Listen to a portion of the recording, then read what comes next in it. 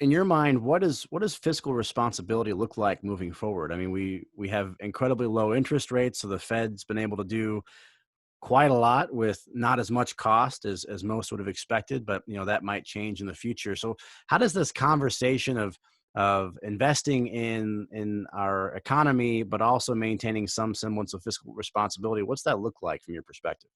Yeah, so another great question, right? And so here we are in the midst of a health and economic crisis that's more significant than what we've seen for 80 or 90 years. So what the focus today is to keep the economy functioning, provide support and relief to households and businesses, and try to get us through this. And what does the world look like when we get to when we get several years out?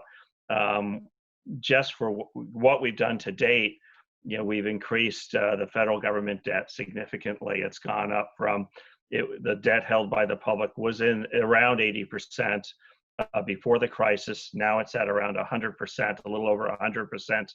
If Congress enacts another large fiscal stimulus package, it might well go up another 10, 15, 20%. And so at the end of this decade, we were expecting the debt held by the public to rise to around 100%. We're already there. Now it will rise to 120, 125%. And so when we get through the crisis, when we get through the health and economic crises, we're going to have a much larger fiscal imbalance. We'll have a much higher interest costs, and that's something we're going to have to figure out how to deal with. The long-term fiscal imbalance was a problem, has been a problem for decades. It's a problem. It's more of a problem now.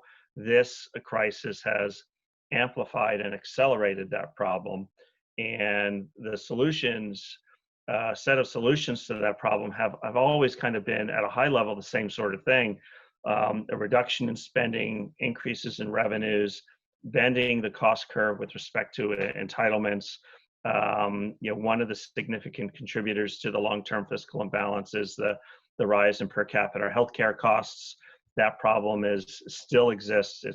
Has not gone away, and we'll need policies to deal with that. And so, I think that dealing with those problems is now much more difficult because we've moved forward 10 years, and that's very, very significant.